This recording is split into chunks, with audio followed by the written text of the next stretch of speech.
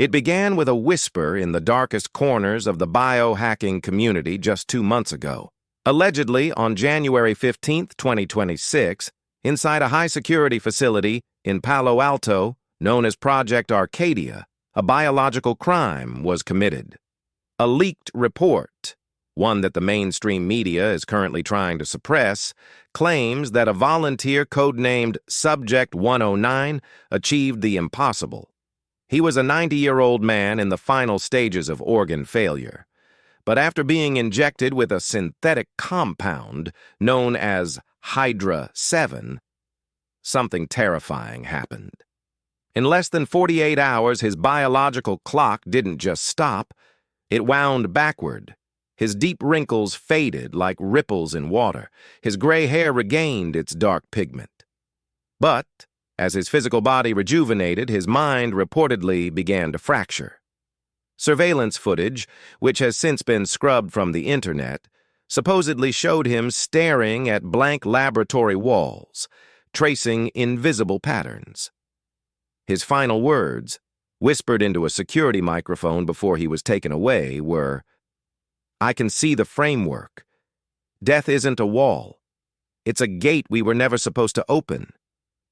Is the story of Subject 109 a groundbreaking medical secret, or just another Silicon Valley urban legend? Today we are opening the most dangerous file in human history, the Immortality glitch. What if aging isn't a natural decay but a deliberate software bug? This year, in early 2026, emerging research into genetic programming has suggested something startling. Human DNA appears to contain a specific cluster of proteins that act like a kill switch. Around the age of 120, this switch is flipped, and our cells are ordered to stop repairing themselves. It's a forced obsolescence, much like a smartphone designed to slow down after a few years. But why would nature program us to self-destruct? Consider the Turritopsis dohrnii, the immortal jellyfish. It can revert its cells to infancy indefinitely. It is open source. Its code allows for infinite loops. Humans, however, appear to be encrypted. Our death program feels less like a biological necessity and more like an intentional restriction. It's as if an external architect installed a limiter on our lives to prevent us from staying in the game too long. If we are biological computers, who wrote the code that deletes us? This leads us to the Sumerian king list, ancient stone tablets that record kings reigning for staggering amounts of time. King Alulim for 28,800 years, Enmen-Lu-Ana for 43,200 years. Mainstream archaeology dismisses these as mythical exaggerations. But what if they were literal? What if there was a time thousands of years ago before the death patch was fully implemented into the human genome? Ancient texts from nearly every civilization mention gods, or sages, who lived for centuries. In the Epic of Gilgamesh, the gods denied humanity immortality not because it was impossible, but because they chose to withhold it. Could it be that death was a security update? A patch installed to prevent us from becoming powerful enough to challenge the architects themselves? As we speak, in March 2026, the elite have already turned their eyes toward mind uploading to bypass the biological kill switch. But the first leaked results of these ongoing experiments are horrifying. The human consciousness, it seems, was not designed for infinite duration. Reports surfacing from neural link testers just weeks ago suggest a phenomenon called consciousness overflow.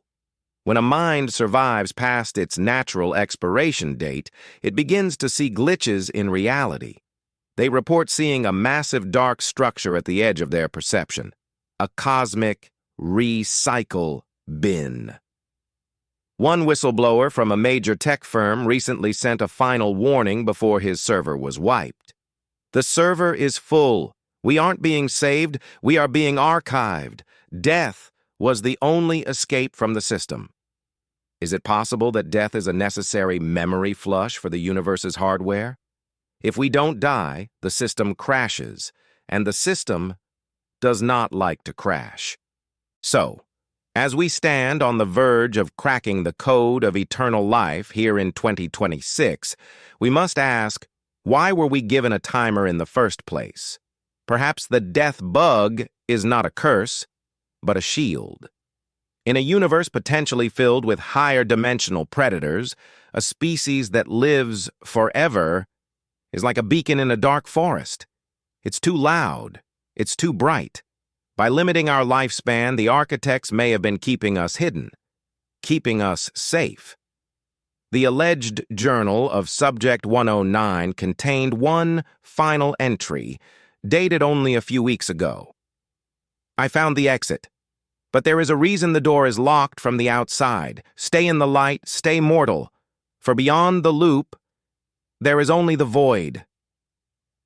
Maybe the greatest gift we have is the very thing we fear the most. Our time is precious because it ends. Stay human, everyone. I'm Max, and I'll see you in the next life.